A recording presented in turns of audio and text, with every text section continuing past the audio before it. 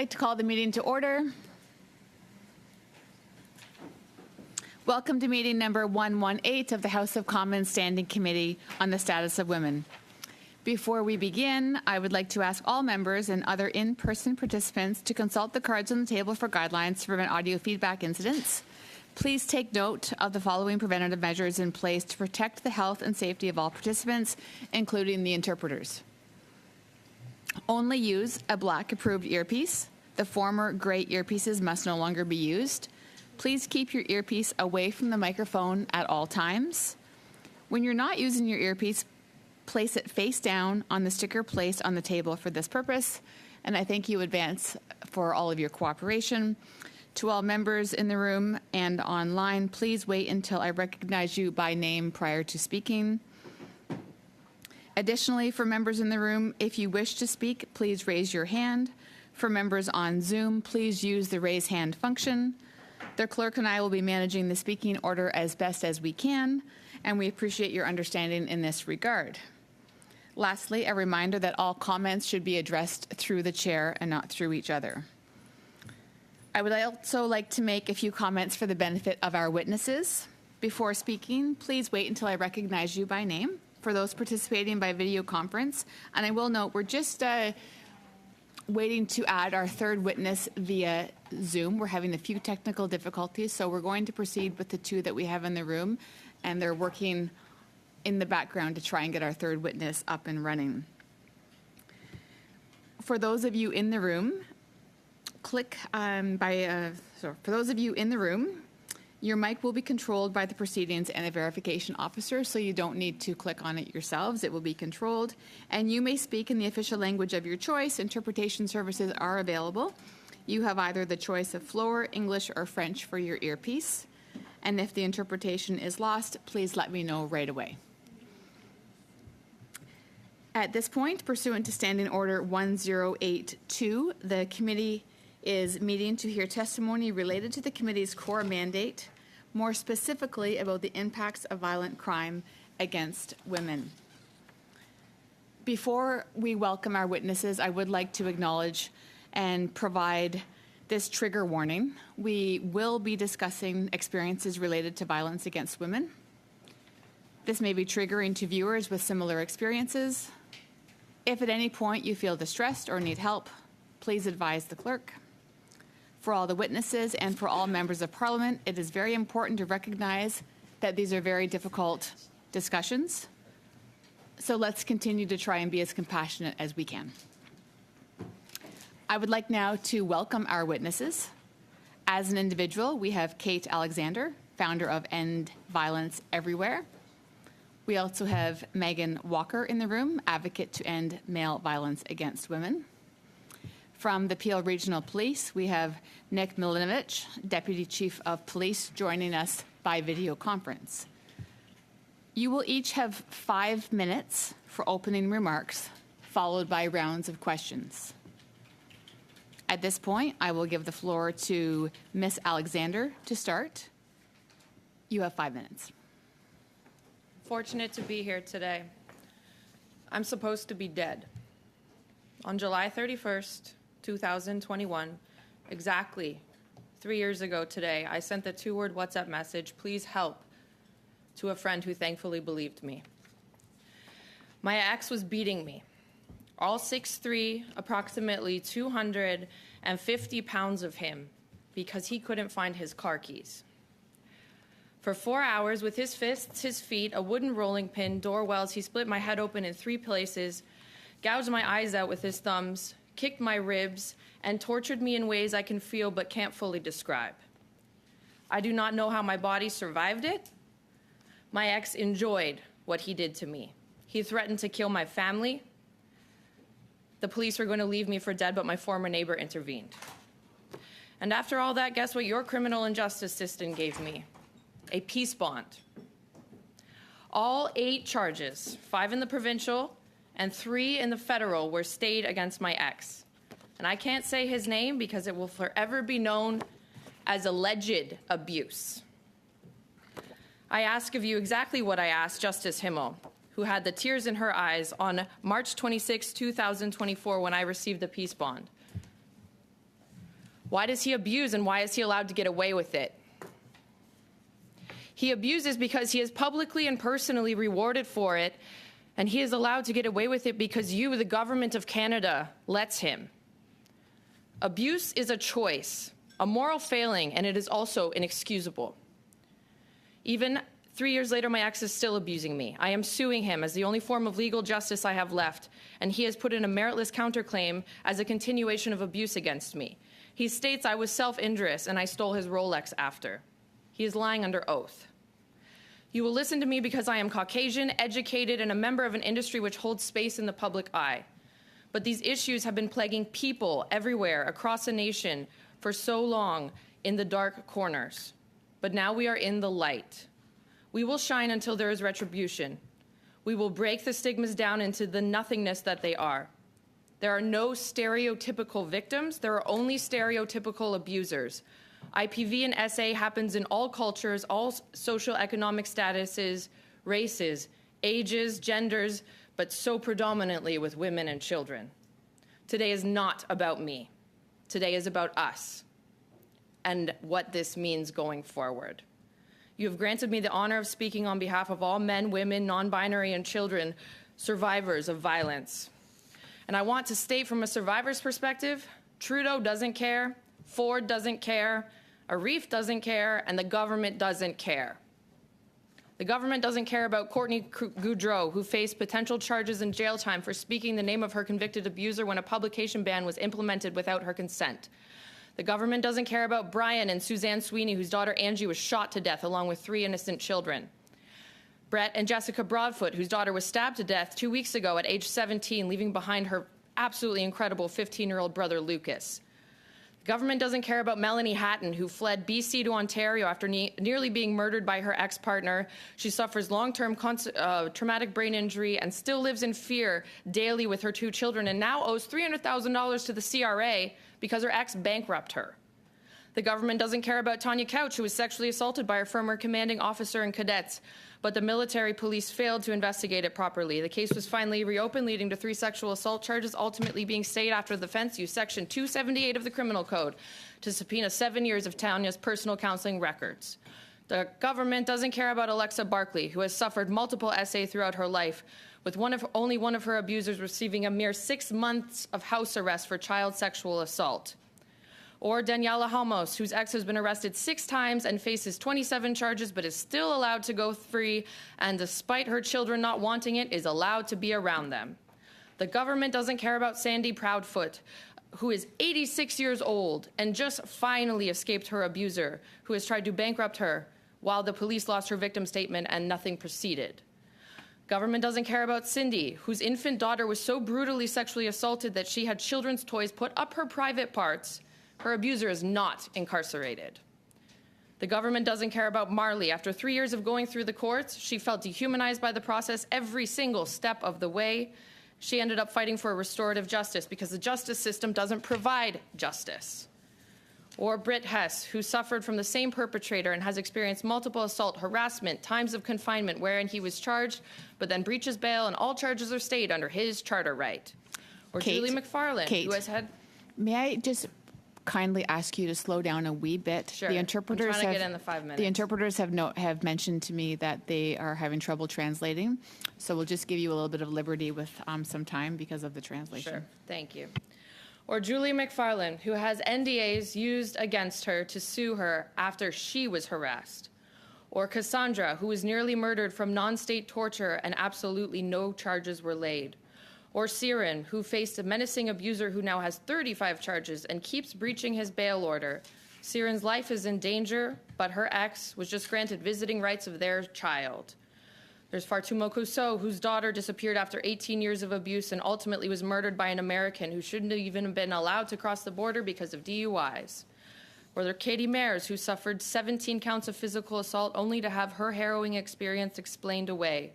Her child will have to testify.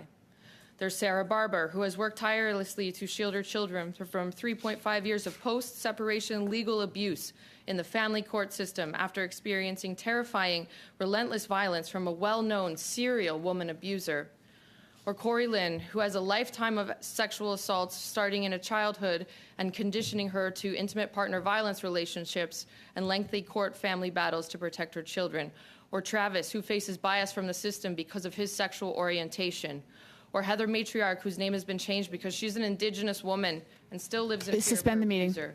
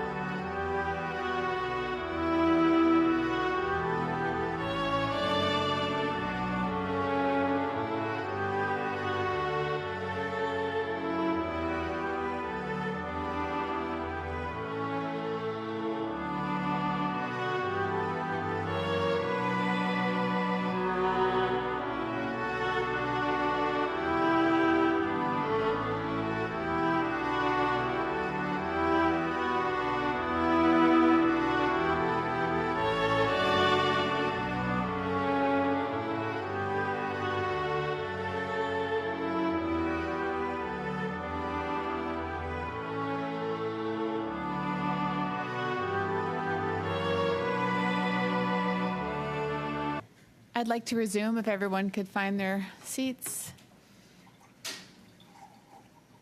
Thank you for your patience. At this time, I would like to take the liberty to allow Kate Alexander a minute or less if you could wrap up just with some disruption. Thank you. Go ahead, Kate. She is okay. Or Monica, whose 16-year-old daughter nearly committed suicide after her sexual assault. Or Lucy, who was publicly shamed with unethical tactics used against her to bully her for years after testifying versus Jian Ghomeshi, who sexually assaulted her and choked her. There's Dan Jennings, whose daughter Caitlin was beaten to death with a hammer in London last year. With the permission from each of these survivors, I struggle condensing these stories to fit into this speech. In all of these cases, there has been multiple police interventions, attempts to leave, negotiate, plead, pray, and run, only to be trapped and further abused by the system and in some cases murdered. We as Canadians have the charter rights, which are essentially a get-out-of-jail-free card for criminals. But what about survivors' rights? Why are our charter rights never accounted for? Most survivors try to leave, but that's when it becomes the most dangerous. 75% of murders happen after the victim leaves. And when we're not murdered, we are left in the dark, in a life that we no longer understand, with the most debilitating implications: physical, emotional, financial, mental, and spiritual turmoil. These are not insular struggles. They affect every system of government and every nuance of life: economic, healthcare, childcare, education, housing, etc. Canada spends an underrepresented and dated figure of $8 billion annually on the aftermath of IPV alone. This does not account for the violence of human trafficking, sexual assault, and the underreported cases, which are the majority. The science behind the effects of trauma is endless. Trauma changes the chemistry of your brain. You are not the same person. There is no getting over it. Healing only happens in community with proper medical and therapeutic intervention, and we know the state of the country as far as healthcare is concerned right now. Very few have access to these absolutely necessary remedies in a quantifiable way. Sometimes the effects of trauma are permanent. Could you also imagine having this a pre-existing disability? A staggering 40% of disabled people have been abused. If you haven't met a survivor and victim's family, well, now you have. This is my parents back here. This is my passport, and I'm damn embarrassed. I can't live in Canada anymore because it's not safe for me. But yet, still, I have founded an organization here and in the U.S. called End Violence Everywhere, EVE, a now registered nonprofit. We will put survivors first, reform this justice system, and better the community. We need to work together because you cannot leave it up to the abusers. They do not self-rehabilitate, they do not get better, and they do not stop. In fact, they are empowered every time they get away with it, and they increase their violence. We are too late for tens of thousands of people, but we can prevent further atrocities. Canada needs to stop hiding under the guise of the nice country where nothing bad happens. It's bad, and it's happening right now. So here we present some solutions. Declare IPV and SA a national state of emergency. Ms. Alexander? Yes. If you could perhaps try to incorporate what's remaining in your comments Sure. in some members' times or how you respond to questions. Certainly. At this point, thank you very much for your testimony, Ms. Alexander. And for those of you online, I would like to acknowledge that there was a small suspension in the meeting due to a medical emergency in the room that has been hence sorted out. I would now like to give the floor to Ms. Walker. You now have 5 minutes, Ms. Walker. Thank you so much. As you have just heard, the situation for women and girls in Canada is dire. Women and girls have been erased by government policies. Terms like gender-based violence, intimate partner violence, and domestic violence fail to differentiate between victim and offender. According to the UN, male violence against women and girls is the most pervasive human rights abuse in the world. Yet the language used by many governments, including Canada, fail to name it as male violence against women and girls. Tiffany Gates was found dead in her boyfriend's apartment on September 7th, 2023. She was a victim of femicide-suicide. The names and nature of their relationship only became public after friends and family posted to social media. Police have not released information, citing privacy rules. Tiffany's mother, Linda Davidson, has continued to tell police that without releasing information, it is unclear to the public who killed who. On July 16th, as you have just heard, 17-year-old Brianna Broadfoot was stabbed multiple times by a man she was trying to end a relationship with. She died 2 days later. The man who killed her had been charged on March 15th, 2024, with offenses consistent with torture, including assault with choking and suffocation or strangulation activity. She was hospitalized after the assault. He was released with an undertaking not to contact her, a promise to appear, and an order to stay at least 50 meters away from her workplace, home, and school. He was prohibited from possession of firearms, crossbow, or any restricted ammunitions, devices, or weapons. He breached his conditions and was due back in court on July 31st. He was killed by police on the 16th. On June 22nd, 24, 62-year-old Cheryl Sheldon was killed by a man she was trying to leave. He has since been charged with second-degree murder. Cheryl reached out for help to at least 3 London agencies. The first 2 referred her on. The third offered her a bed for the night. Cheryl never arrived. She was killed in the hours after she contacted agencies for help. 2019, 136 women killed. 2020, 160 women killed. 2021, 173 women and girls killed. 2022, 184 women and girls killed. 2023, 187 women and girls were victims of femicide. The total number of femicides in Canada between 2019 and 2023 is 840. 840 dead women. The year after year increases significance, yet here we are, and the government hasn't called it a crisis or epidemic. The government, in fact, hasn't addressed it at all. Current government strategies to end femicide, whatever they are not working. If they were, we would see a decrease in femicide rates. I'm hard-pressed to know what those strategies are, or even if there are strategies. Male violence against women and femicide are preventable, and immediate action has to be taken to end this crisis now. I offer the following recommendations. Legislate and define the term femicide in the current criminal code. The term generally refers to the killing of females by males because they are female. Canada signed a global treaty in 2018 committing to investigate and eliminate femicide. Canada has not followed through. Why not?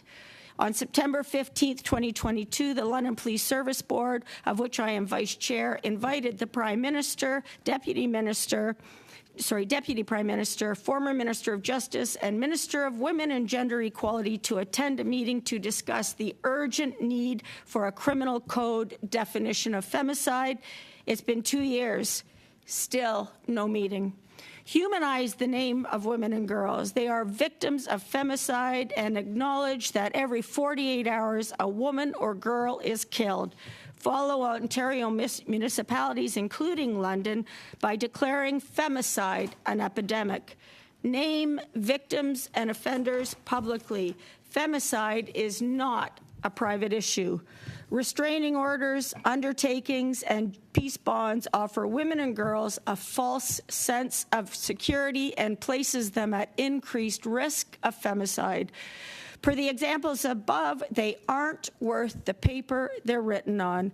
The judicial system continues to fail women and girls and needs to be updated. Thank you very much, Ms. Walker. At this point, I would like to give the floor to Mr. Milinovich. You currently have 5 minutes. Good afternoon, and thank you for the opportunity to be here. My name is Nick Milinovich, and I am the Deputy Chief of Peel Regional Police Emergency Services Command at our police service. Of course, I'd like to start by thanking the Chair and members of the Standing Committee on the Status of Women for inviting us to participate in this important discussion. The police-reported crime statistics released by Statistics Canada is nothing short of concerning, and we are seeing similar trends across our country. Peel Region is one of the most diverse and vibrant communities in Canada. It also contains one of North America's busiest airports.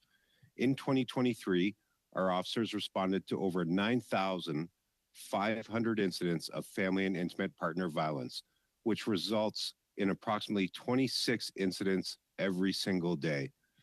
We laid over 9,050 charges.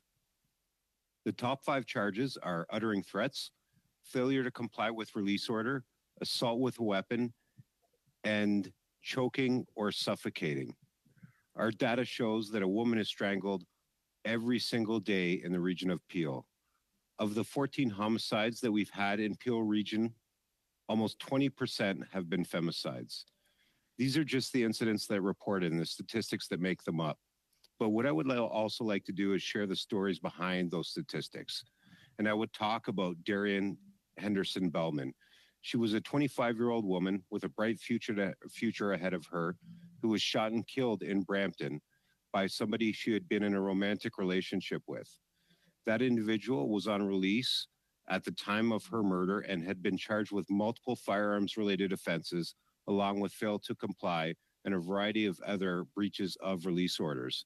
He was also charged with 2 previous IPV-related incidents prior to killing Henderson Bellman. Pawanpreet Kaur was a 21-year-old woman who was shot and killed while at her job. Prior to her murder, she was in a relationship with an individual who had been charged with multiple intimate partner violence-related offenses in relation to her. He had been released on bail. He had threatened her, her family, and her friends in order to have her drop those charges, and we are alleging that he's responsible for her homicide. As early as 2 weeks ago, we arrested Jag Mohanjit Jeety in connection with a variety of intimate partner violence-related offenses. This investigation started in May 2024, where the accused was charged with criminal harassment and failed to comply with a release order. Along with a variety of conditions that were placed on him, he was released on bail. In July 2024, the accused is alleged to have followed the victim and fled upon our arrival. At the time, firearms were located in his vehicle along with a variety of other weapons, and we identified that he had placed GPS tracking devices on the victim's vehicle. Again, the accused was on a form of release at the time of the offenses. Ultimately, we've located, arrested, and charged the accused with attempt murder, firearms, and a variety of other related offenses. The reason why I wanted to highlight these 3 scenarios is, one, because they are the anecdotal, the real stories behind the statistics. But what it also does is it demonstrates some of the issues that we are experiencing as a police service in protecting our community, and that our community is experiencing in terms of some of the anxiety they feel about feeling safe within their communities. It's representative of the vulnerabilities that we are seeing in our current system, its lack of prioritization for our victims, for our survivors, and then there are a variety of other factors like access to illegal firearms, the release of repeat violent offenders, concerns and considerations to victims and survivors, the bail system, access to illegal firearms. While they create barriers to addressing IPV, they also affect us in other spaces, and they create barriers in our ability to respond to community needs, to things like carjackings, home invasions, extortions, and shootings, all things that are incredibly important to our community here in Peel. And, I would offer, last week we arrested 18 men for carjackings and home invasions in Peel. Of those 18 people, we held 15 of them for bail hearings. Of the 15 that we held for bail hearings, by the time we made the press conference announcement, 9 of them had already been released. From January to July 18th of this year, we have had 87 carjackings, a 58% increase from 2023. We've had 54 violent home invasions. That is a 350% increase from last year. And very similar to some of the issues that we're experiencing with our ability to prevent intimate partner violence, and I will say gender violence, is we continue to see some of these issues as barriers to our ability to address that. We know through public record that in 2022, there were 256 people charged with homicide while on some form of release, including those who were on house arrest or parole. In total, there were 874 homicides in Canada in 2022. The 256 people charged while on release would equate to 29% of all of the homicides across our country. This is, again, a trend that we are seeing here locally. Too often, we are seeing violent and tragic incidents that are being committed by high-risk, repeat offenders who have a blatant disregard for their release conditions, and more importantly, the safety of others or the preservation of life. The prevalence of firearms in our region is a huge concern, and we are allocating every possible resource to seize illegal firearms within our community. In fact, this past weekend, we laid numerous firearms-related charges against a variety of people and are seeing kids as young as 14 and 15 years old possessing these firearms. In Peel alone, we are seizing an illegal firearm every 24 hours. And these are the firearms that are used to commit a variety of offenses, inclusive of offenses against some of our more vulnerable or priority populations specific to intimate partner violence. We continue to advocate for criminal code changes that expand reverse onus offenses towards violent and repeat offenders, especially those charged with our most violent offenses and firearms-related offenses. It includes intimate partner violence and prior offenses committed to intimidate, threaten, cause fear to an intimate partner, regardless of the use of violence. Violent offenders pose a risk to community safety, and we are consistently advocating for stronger measures to protect women, children, and everyone in our community from all types of violence, including gender-based violence. Access to illegal firearms and a higher threshold for bail and other release for violent offenders is an important part of that equation. And with that, I'm happy to take any questions. Thank you. Excellent. Thank you all very much for your opening remarks. We are going to, at this point, move to rounds of questions from members. I would also like to remind all of those in the room, all of the members posing questions, that we are here about intimate partner violence against women. So let's try and keep our focus there. At this point, I would like to welcome Michelle for 6 minutes. Thank you, Chair. Thank you to our witnesses. Extremely powerful testimony. To call this a crisis is an understatement, and the connection between each of your testimonies is profound. Kate, I know you wanted to finish and say a few more things, but what jumped off the page of me, what you said, above all of the horrific things, calling it alleged, and you have all of those photos of your assault, publicly and personally rewarded for it. Those are your words of your attacker. Can you expand on what you mean by that legally in Canada? Thank you for the question. Abusers don't think in the same way that the average person does, and which is why they are able to commit the offenses that you or I wouldn't commit. Abusers get off on the reward of being allowed to commit these offenses. I have video taken of my ex and his enjoyment of what he did to me, and knowing that the government said, well, this isn't a big deal. And I will quote the Crown Attorney, "We don't have time for this." So he is publicly rewarded because he feels like he is above the law. He is personally rewarded because he is 6'3" and 250 pounds.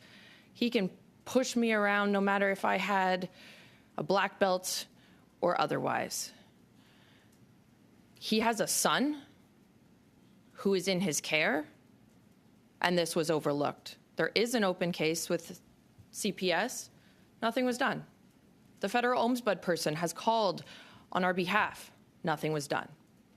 So his rewards are he gets to operate however he chooses to. There are no consequences for his actions, and I guarantee you if he is not stopped, he will be a part of the homicide statistics. He will kill someone. He came damn close to it with me on this day. The irony of it being on this day and then your testimony today, and I know you flew a long way to testify here today, and I know your parents are also here, and I think one of the things that we don't address is the impact on families and children as well, and I know Deputy Chief talked about this, and I guess what I'm trying to get at the heart of this in this meeting is what changes do we have to do? And you were poignant in saying you have a Canadian passport, but you don't feel safe in this country. And I guess, you know, we have a letter from the premiers, all premiers across this country, asking for bail reform. And, you know, you're saying you don't feel safe. It's a publication ban without consent. And to Deputy Chief's point, you have a blatant disregard. So you can see the connection between Kate's testimony and the Deputy Chief's testimony. So if I could go to the Deputy Chief and say, what needs to be done federally? And to Ms. Walker's point, if the money was being spent the way that it's saying it's being spent, we wouldn't see an increase. We would see a decrease. And yet we have the worst numbers we've ever seen. So if I could get the Deputy Chief on record saying what needs to be done, do you agree with this bail reform letter that the premiers have signed? And how much of this can be reversed in policy federally?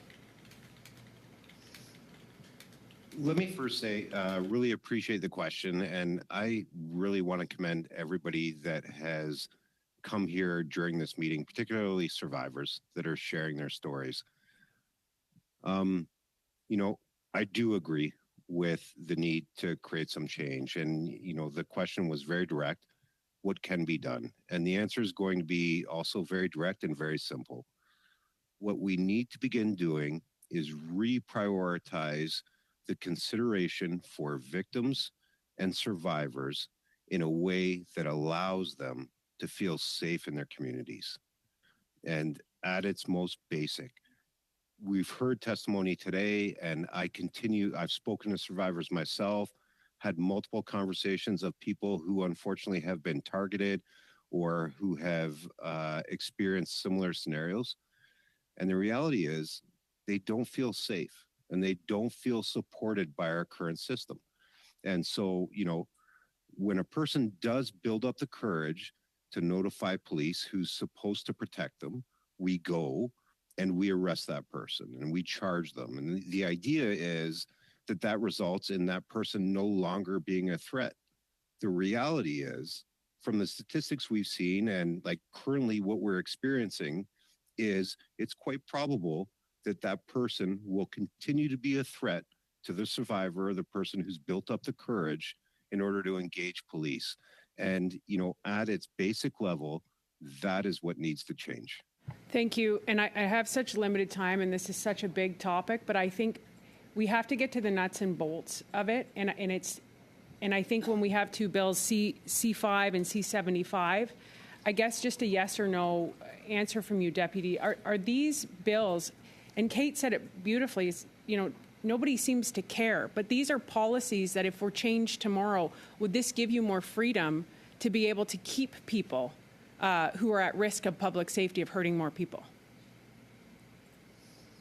Yeah, we will, you know, definitely we will continue to take advantage of every opportunity and every change we made. And I want to be clear, this is not me advocating. Well, of course, I'm here, I'm wearing a police uniform, and I'm representing Peel Police.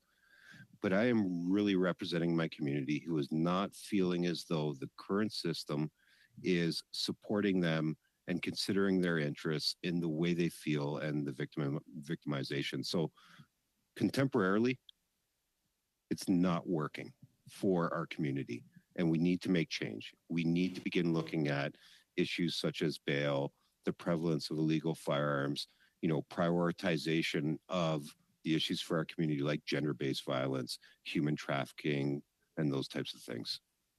Excellent. Thank you very much. At this point, Anita, you have 6 minutes. Thank you very much, Madam Chair. And I want to thank the witnesses for coming here and for your incredible testimony. And I want to reassure you, both of you, but especially Kate, because you said that you don't believe that any of us care. And I want to reassure you very much that all of us on this committee care very deeply. It's why we've done so many studies on intimate partner violence. We've had testimony like yours that is very difficult to hear, but has been very, very important to put recommendations. And we believe you, and we believe others like you. And our government has put many, many measures to try to make sure that the things that happen to you don't happen to others. Numerous bills, Bill C-51 on amending sexual assault laws, C-75 on bail reforms, C-48 now that targets repeat offenders of intimate partner violence, C-28 on intoxication not being used as a defense, C-63 on online harms. We have a national action plan on gender-based violence that has been signed by all the provinces.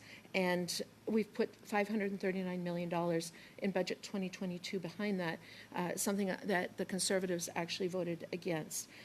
So I want to start everything that I say by saying that if anyone tries to say that there's anyone in this room who doesn't care about this issue, I think that they are playing partisan games, because people in this room have spent our lives fighting on this issue, listening to that kind of testimony, and I just want to reassure you of that.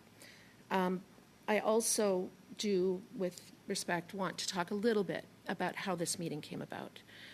We have had studies that we've all agreed on to talk about these issues. In fact, we're in the middle of a study right now on coercive control, which we have put a number of witnesses that we'd like to hear from as a committee. But we know that the Leader of the Opposition has asked Conservative-chaired committees to hold as many meetings as possible during the summer to take us away from the important work that we're doing listening to our constituents. And we also know that in this case, it was a few days' notice.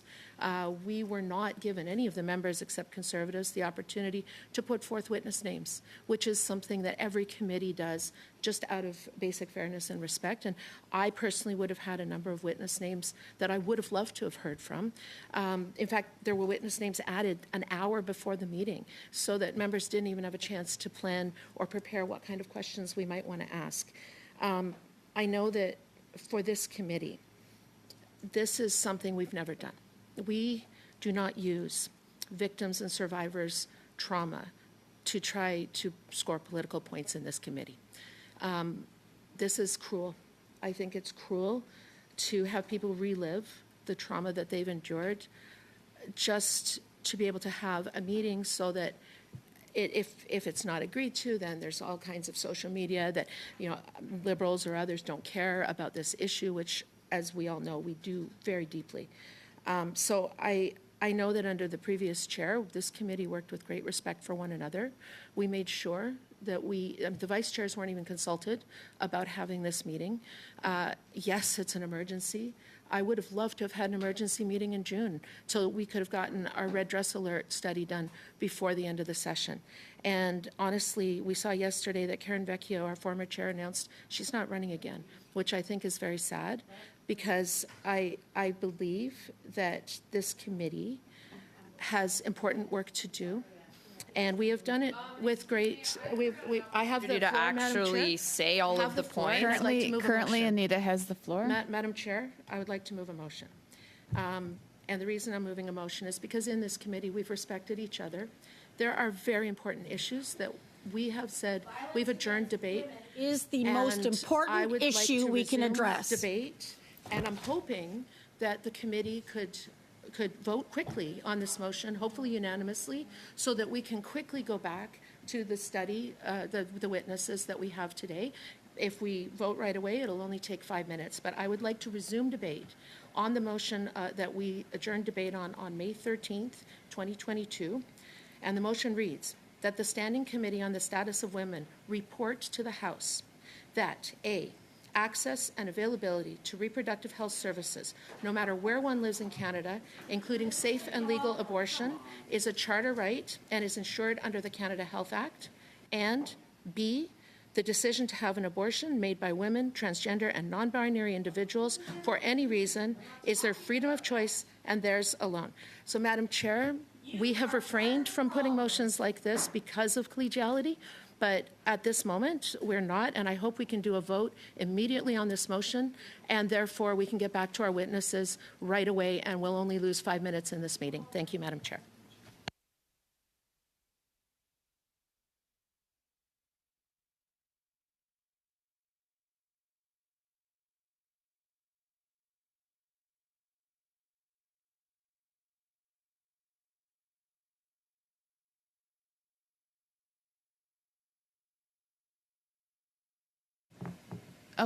Okay, so this is a dilatory motion.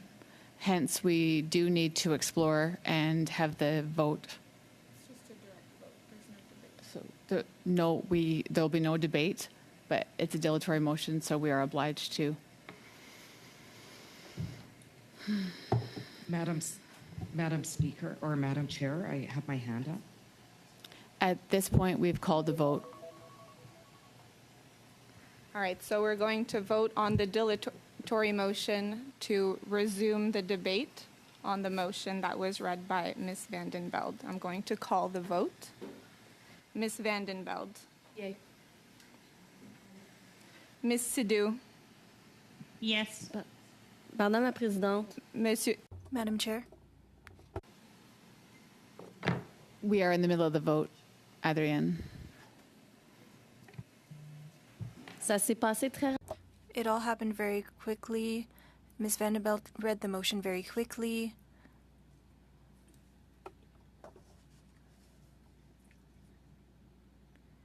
I'm a little shocked by how this is going. Can we receive a written copy of the motion, please? It's resuming debate on a motion that we did already. Oui, mais Madame Vanden Belde, en ce moment, on est au cas Yes, but we're currently looking at something else. Copy of the l'avoir motion? par écrit, c'est mon droit. Right here. It's my right to have it in writing. It's right here. Okay. May I give it to?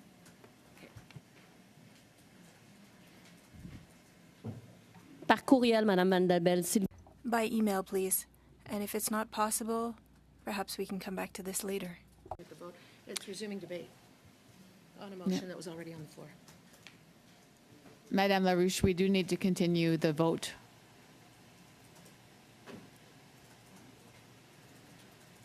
Okay. Monsieur Seri. Oui. Mr. El Khoury.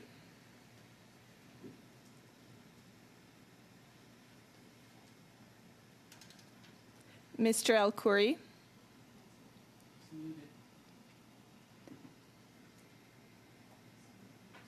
Okay. Miss Atwin. In favor. I think you're on mute, Mr. El Khoury. I said yes, in favor. Sorry, I'm having little problem with the machine over here. It's okay. Do you hear? I got your vote. Yes. Okay, thank you.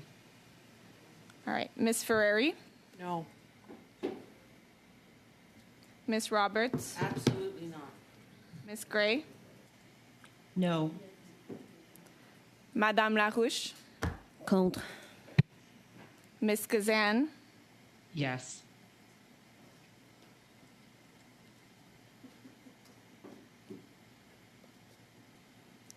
Six yeas, 4 nays.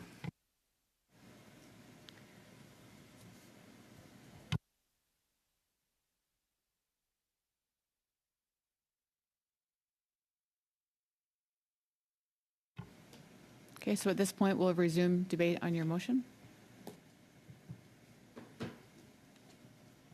Michelle. Thanks. So, Oh, sorry. Madam Chair, I'd like to speak on the motion. Okay, I'll add your name to the speaking list. thank you, Madam Chair. So what people are watching at home right now is we have a debate on the floor. We've called an emergency meeting because Stats Canada released shocking statistics. We've seen an increase 75% in sexual assault since 2015. Total sexual violations against children up 119%. Point of order, Madam Chair. Point of order, Madam Chair. Miss Kazan, hai.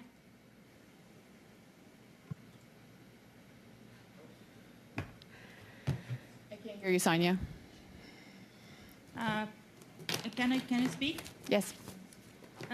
Ms. Gazan had her hand up and wanted to speak first. She indicated early that she wants to speak, and the chance is not given to her.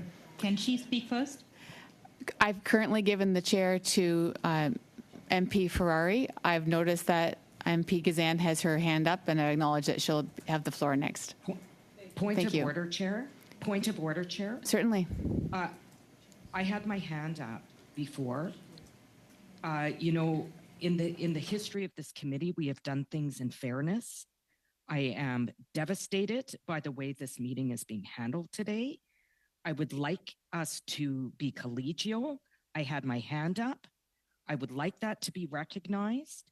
This is a very, very harmful meeting for everybody, and I would like my hand to be recognized. With all due respect, Chair. Thank you. In absolute fairness, I did not see your hand. I now have once it was acknowledged, and I'll have you on the floor as soon as Michelle is finished. Madam Chair, I had my hand up. It was, with all due fairness, point of order. I had my hand up.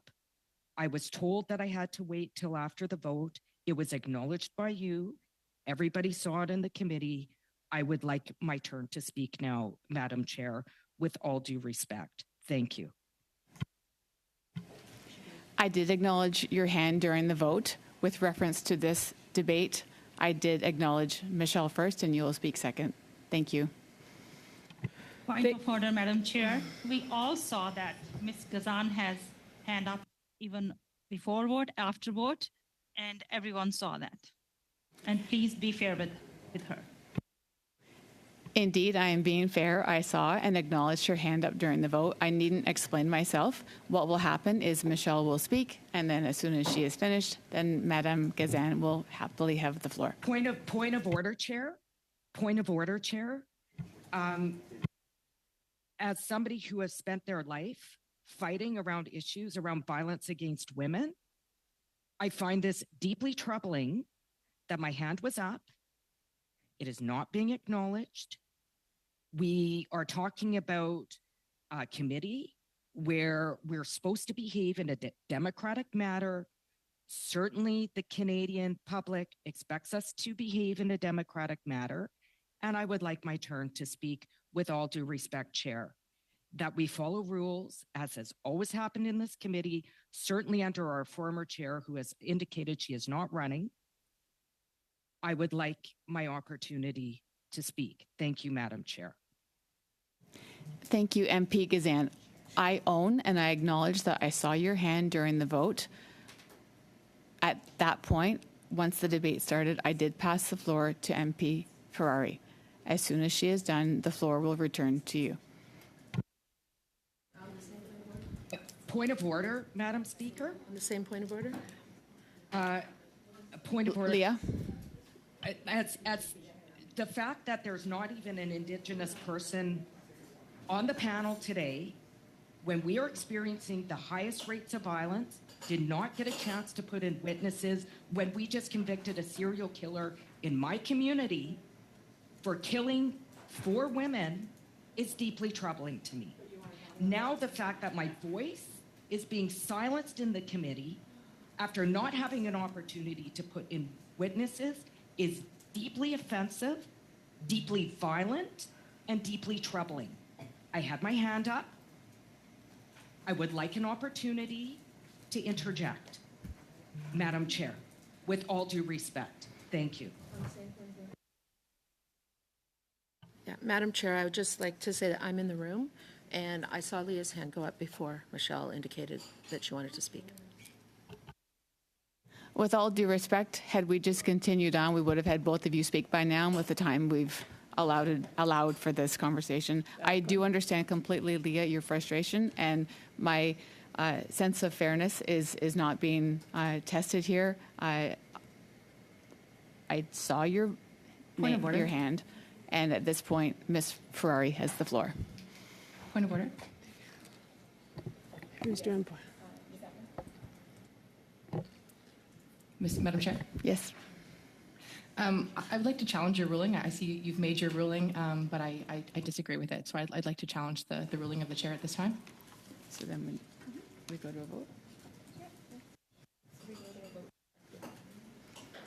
Okay, so at this point, if I have a challenge to the chair, then we go to a vote to direct how we would like to proceed. To sustain the chair's ruling or to oppose? To sustain the chair's ruling. Thank you. So we know if we don't want to sustain. Correct, thank you. So we are going to vote on the challenge to the chair's decision. The question is, shall the chair's decision be sustained? So if you vote in the affirmative, it means that you are sustaining the chair's decision. Ms. Vandenbeld. No. Ms. Sidhu. No. Monsieur Seri. No. Mr. El Khoury. No. Ms. Atwin. No. Ms. Ferreri. Yes. Ms. Roberts. Yes. Ms. Gray.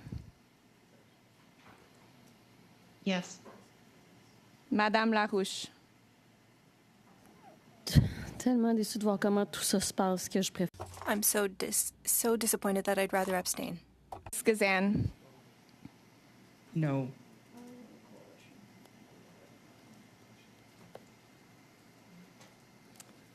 Six nays, 3 yeas. Madame la Présidente. Madam Chair? Richard? Yes, Richard? I have a question. Madam Clerk, I was not asked to vote. Why not? Oui, pardon, Monsieur Lehoux. Apologies, Monsieur Lehoux. Miss Gray is replacing Miss Vien, and so she's the one that I have on the list. But if substitution changes, then I will call you during a vote. So Leah has the floor.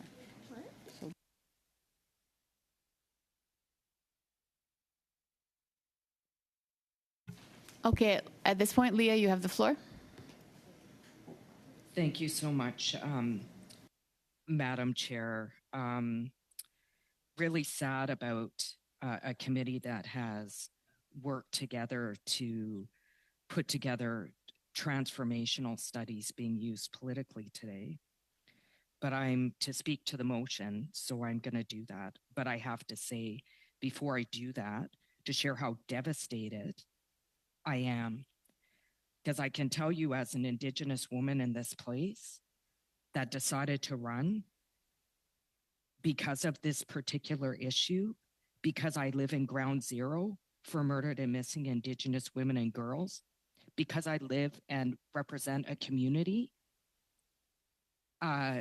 where we just had to convict a serial killer because Indigenous women are disposable, because of the fact that there was no Indigenous women asked to speak today. There was nobody from the LGBTQ community asked to speak today.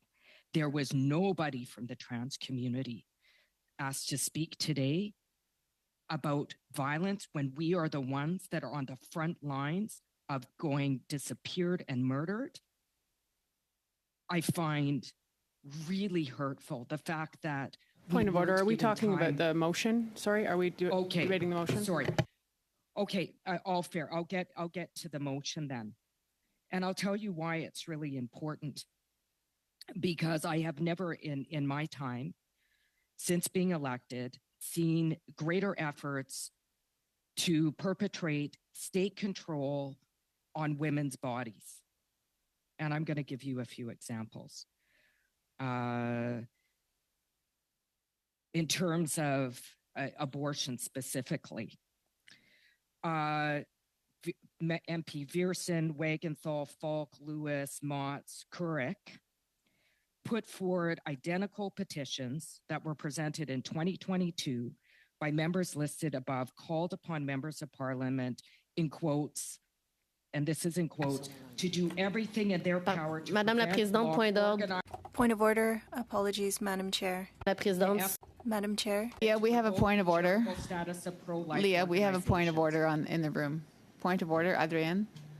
le son en ligne. The sound coming from Zoom is problematic. I'm not hearing it here in the room, but I've heard that there are issues online. So can you please verify this? Leah, what we're going to do is we're going to suspend just for 20 seconds or so just to ensure that we have good sound being communicated from Zoom into the room. No problem, Madam Thank Chair. you. Thank you.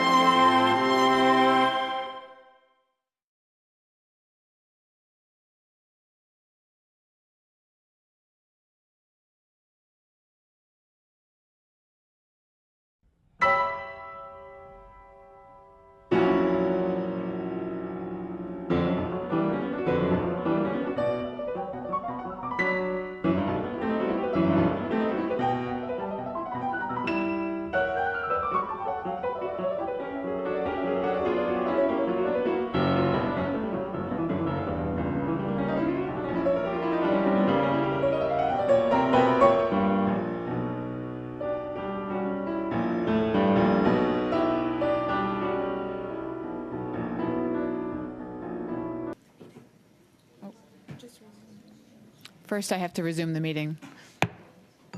Leah, please feel free to continue. Thank you, Madam Chair, and I'm glad just before I start that we were able to resolve this. You know, because collegiality has been something, as you know, I have Point of bragged order. about in Point committee. Point of order. We have a point of order, Leah. Anna, what's your point of sure. order?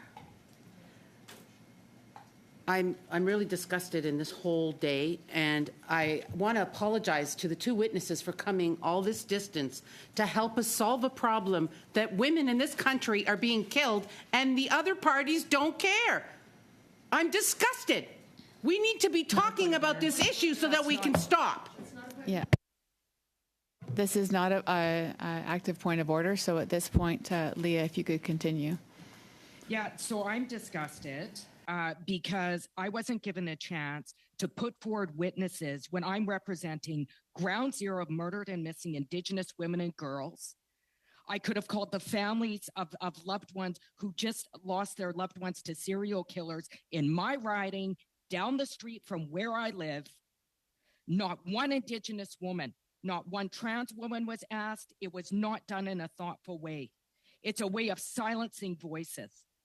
And I do not accept that. Getting back to the motion on abortion. You want to talk about state control of bodies. Indigenous women have had it the worst, including the forced sterilization of our women that continues today. So let me continue about being disgusted when I have been on the forefront since being elected, fighting against violence, getting bills passed.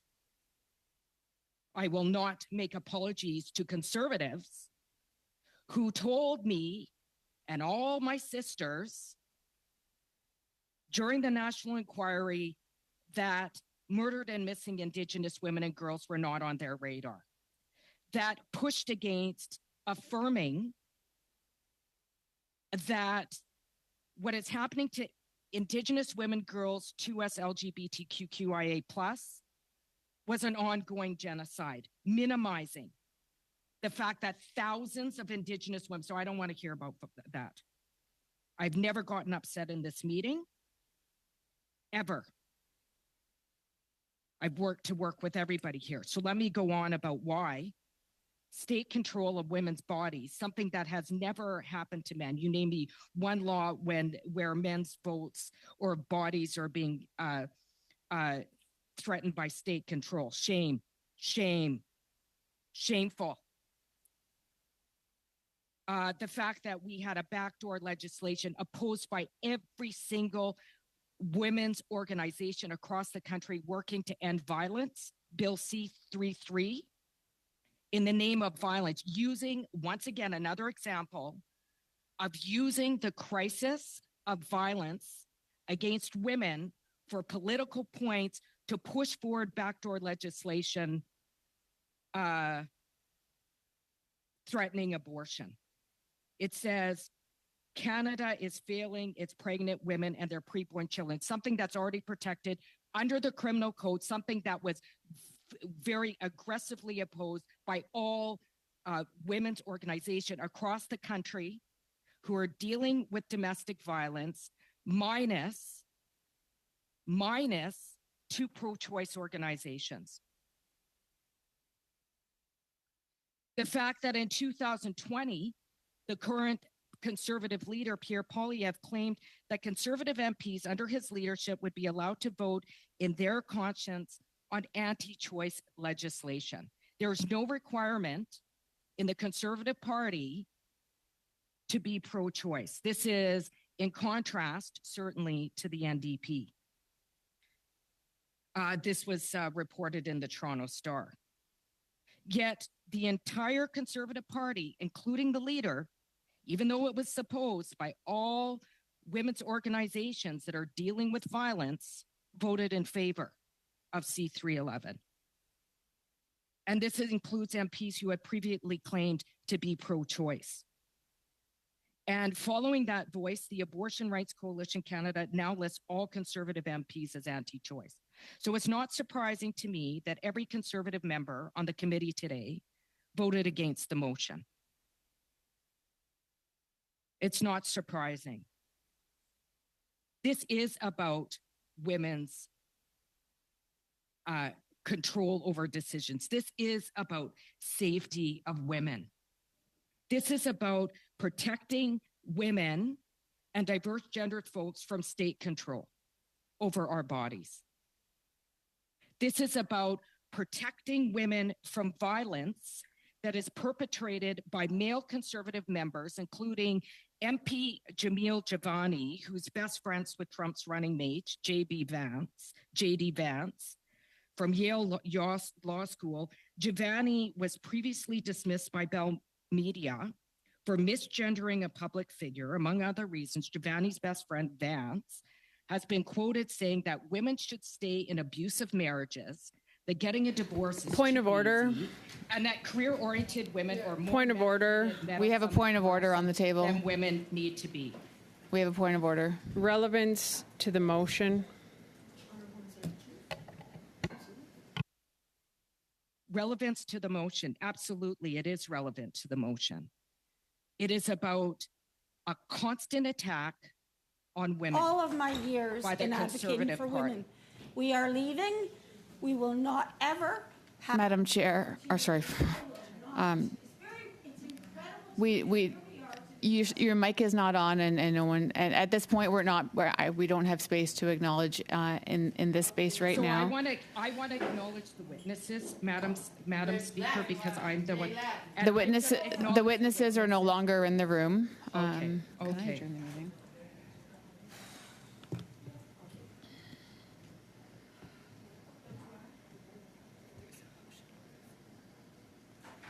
Leah, you still have the. Leah? This is about collegiality. This is about using Point of order, Madam for a Chair. political agenda. Collegiality is. This Point of order. Leah, we have a point of order. Leah, we have a point of order. The witnesses have left status of women, and if we are collegial, I just think if we are focusing on women here, to resume here, they've actually turned their back and they've left. They were here to represent all women, which is what this committee is for, and the staggering stats that were recently released, and that is what's happened, and we need to get back to this. We need to get back to this testimony if we're going to help women in this country. Let's vote. We'll get back to it. Point of order. Okay, let's go. Point of order, Madam Chair. Anna, point of order. I think what we've done today is re-victimize these poor young women that came here to speak not just on their behalf. She named multiple victims in her testimony. Multiple victims. So it's not about just one victim, it's about multiple victims. And they were Indigenous. And Indigenous, well, it should be. Point of order. It should be. Who's asking for Ms. Atwin, I believe? I'm just saying it wasn't a point of order, Madam Chair. There's been Okay, a lot of thank point you. of orders that were not actual point of orders. Okay. Tracy, is your hand up for a point of order or no? Okay. Leah, the floor is yours. Oh, sorry. Thank you, Tracy, was your Madam a Chair. point of order? Originally, it was to speak, so if I could still stay on the speaking order for later on your list there, but I will do a point of order because what has just occurred here with the witnesses who came here to testify have been completely shut out, and Madam Chair, it's committee not a members point of order. on this chair. Madam Chair, the committee members here from the opposite parties, the Liberal and the NDP, have completely shut out these witnesses from testifying, and it's absolutely brutal what has happened here. They are being re-victimized. Point of order? Leah, Point of order? the floor is yours, Leah. Facts. I'm stating facts here. Like in 2019, Andrew Shearer, in response to murdered and missing Indigenous women and girls, said it shouldn't be labeled as a genocide. It's in a CBC article. I have spent my whole life fighting for these issues, and I wasn't even given a chance to put witnesses on. I am being taken out of my community, who's in a constant state of grieving, from door knocking, checking in on my neighbors. And we cannot allow this committee. We cannot allow this committee to be dragged down the conservative hole of taking over. This is the only place where we as women have been able to sit and be collegial and bring forward witnesses. This is the only place in this place. This is the place where we push for red dress alert. This is the place where we put forward a study that gave a clear correlation between violence against women and resource extraction, something that a conservative member, the study called disgusting in the news. So this is why I'm here in this committee. And you know, everybody around the table, outside of members that are not regular committee members, that I have always worked across party lines to make sure that this committee functions. And to use women or victims of violence without proper trauma-informed care, including for me, by the way, as a survivor of violence, is really troubling. I am devastated by what has happened here today. Devastated. I'm so devastated, Chair, that it's hard for me to hold back tears, because this was the one place, in this place, where women could sit in safety, and it's no longer safe. And what does that mean? It means all the work that we are doing to fight for women is now in jeopardy, because we're playing games. And we can't play games on the backs of women and diverse gendered people. Their lives are on the line, and what we do matters. That's why I feel the way I do today. Thank you, Leah. Because we could have done this properly, Chair. We could have done this properly, because it is an epidemic of violence. Cities across the country have declared this an epidemic. There's no question on that. We need to do better. We need to represent our constituents. We need to fight for people who don't have a voice, including the large number of women in my riding that are suffering violence. I hope that we can do better. Lives are on the line. This isn't a game. We can't play games in this committee. This is a life and death committee. I don't want to play games because I respect our committee too much. And I respect the people that we're fighting for. Because when we don't, lives are on the line. Thank you, Leah. Thank you, Chair. I would just like to acknowledge that this meeting was struck to hear testimony from survivors and law enforcement officials. It was my understanding that it is extremely important that we provide the opportunity and the space for police forces and victims to enlighten and share with the community as its whole with our current mandate, and to try what we can do to stem and stop this epidemic. At this point, Michelle, you have the floor. Thanks, Madam Chair. So what's happened here today is Status of Women reconvened for the summer because Stats Canada released even more shocking statistics. We know this. We sit in Status of Women. The rate of domestic violence is at epic proportions. 95 municipalities in Ontario alone have declared this a crisis.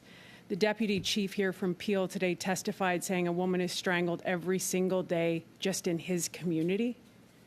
We had a woman fly here from California to tell us that on the anniversary of her near-death experience from her abuser, that she doesn't feel safe to use her Canadian passport because her attacker is personally rewarded for being an abuser under our Canadian federal laws. Her mom is standing here right now watching this. Her mom is, the witnesses have left in tears. Point of order. Megan Walker, who has worked with We have London a point of Police, order, said, Michelle. Go ahead. Is that one? Sorry, Madam Chair. Relevance to the motion, please. Yep, thank you. I'm getting there.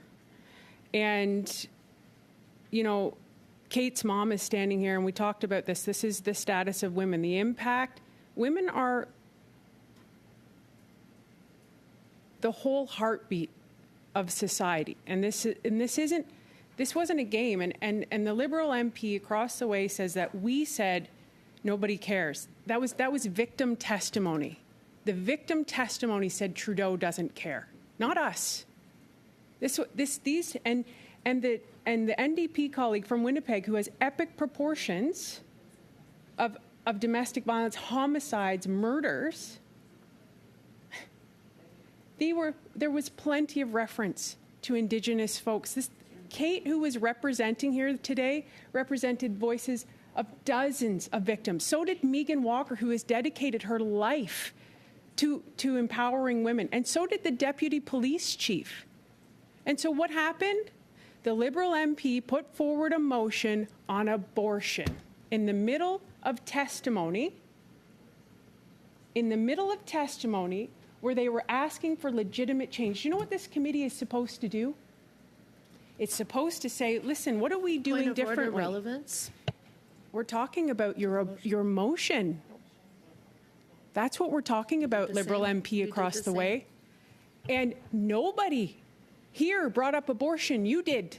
We brought these women here today and the police chief because we have bills that are sitting in the House of Commons that are actually making things worse. Right now, please, if you don't know this story, this is happening right now. This woman's body could be found at any time. Hopefully she is found alive.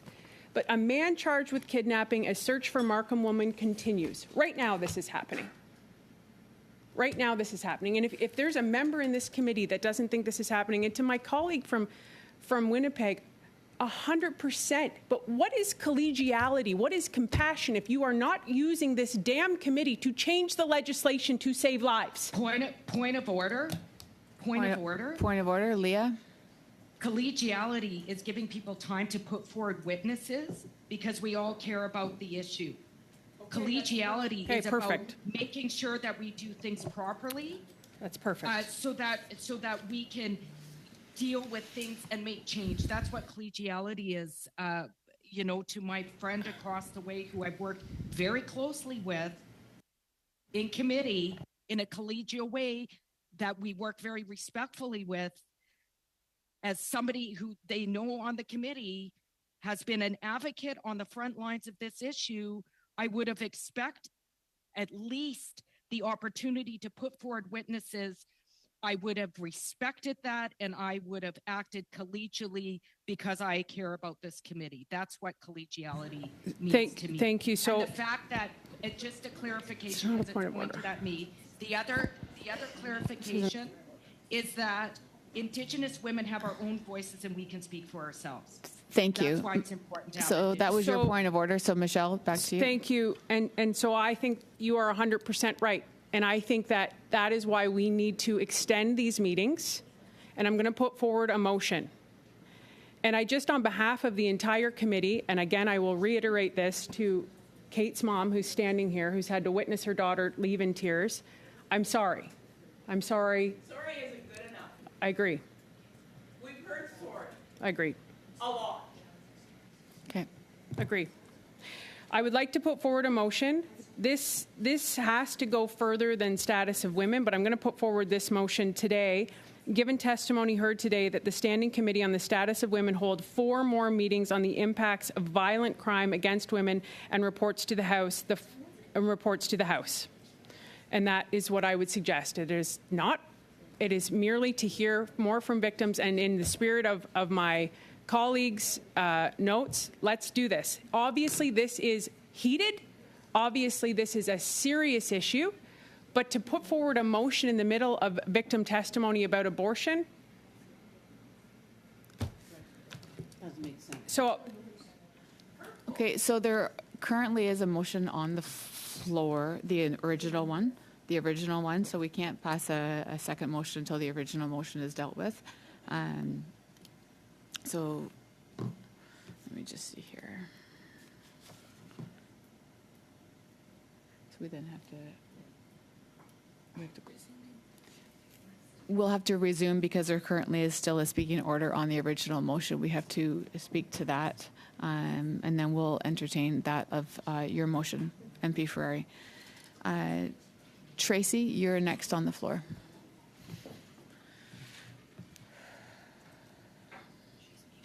Tracy, you're currently muted. Thank you. Thank you very much, Madam Chair.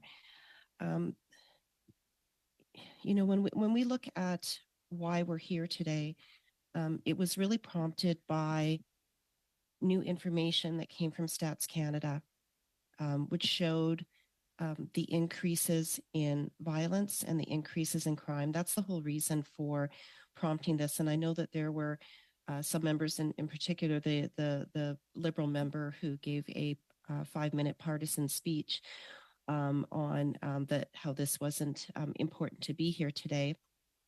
But that's the whole reason why we're here. And sometimes issues emerge that are very important and very time sensitive.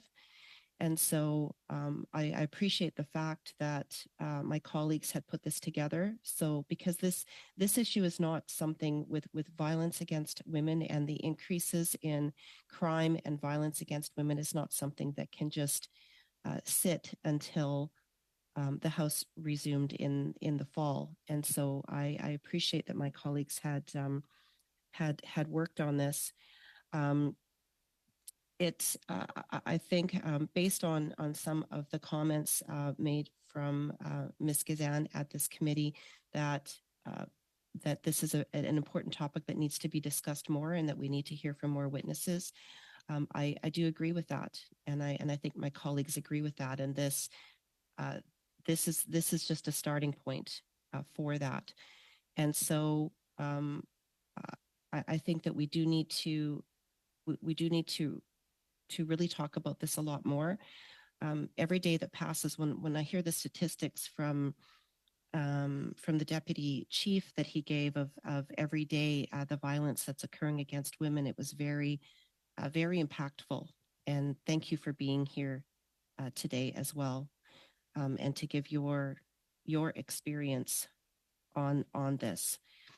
And so, based on that, what I would like to do is to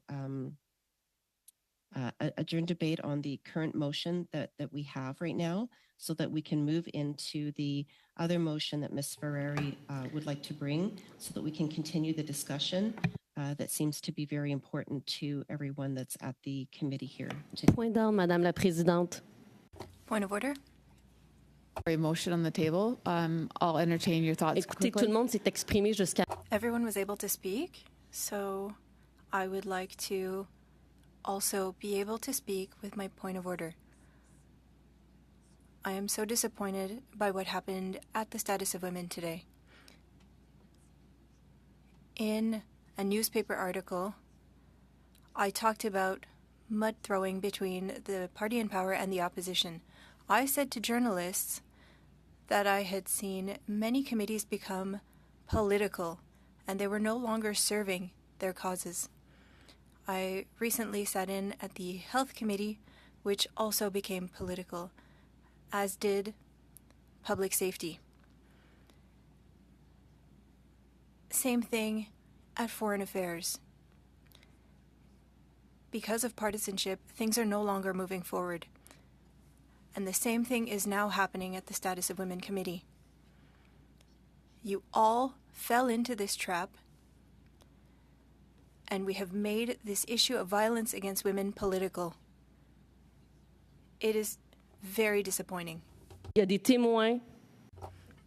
Witnesses left the room crying. I've been here since I was elected in 2019, and I have never seen anything like this. The Status of Women Committee was called in 2020 to examine the impact of the pandemic on women. I came to do the work in 2020. I came back in 2022 because there was a meeting on women in sports. We sat in the summer. Those, regardless of the importance of those issues, we were able to move forward. I came here and witnesses left crying, and I've never seen this before. And seeing how this committee is carrying on, I've never seen that either. I am so disheartened to see that the Status of Women Committee, that up until now was very proud of not falling into the trap of partisanship. And I was hoping that my committee would not fall into this trap. Women cannot become tools for political games, and that's what's happening. And so I needed to speak my mind because everyone else has done so. That is my point of order, and I'm so disappointed by what happened today. Nobody wins after a meeting like this one. And unfortunately, the ones who lose are, again, women who are victims of violence. All women who are victims of violence. Thank you, Adrienne. Indeed, I was gracious with the point of order. We do have a dilatory motion on the table from Madam Gray to adjourn to debate on that motion. So at this point, we need to vote on the dilatory motion. All right, I'm going to call the vote. Ms. Vandenbeld? No. Pouvez-vous rappeler la motion sur laquelle... Can you remind us which motion we're voting on, please, Ms. Chair? On est en train de voter sur la motion. We are voting on the dilatory motion to adjourn debate on the motion moved by Ms. Vandenbeld. Ms. Sidhu? No. Monsieur Serré? No. Mr. El Khoury? No. Ms. Atwin? No. Ms. Ferrari? Yes. Ms. Roberts? Yes. Ms. Gray? Yes. Madame Larouche? Oui. Pardon? Oui. Ms. Gazan? No.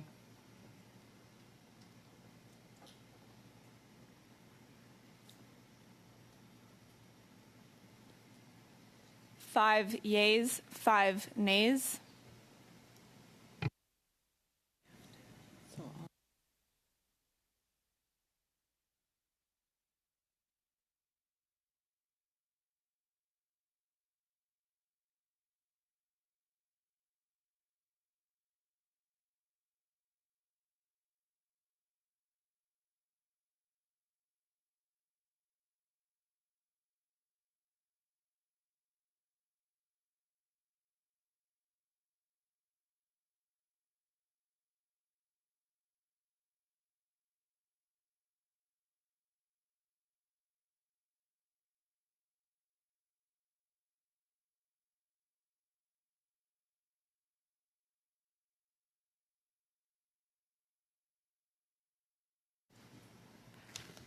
Ms. Gazan, could I re-record your vote, please?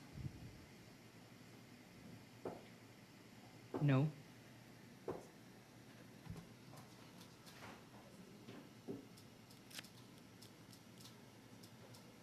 Six nays, five, sorry, my gosh. 6 nays, 4 yeas. Apologies.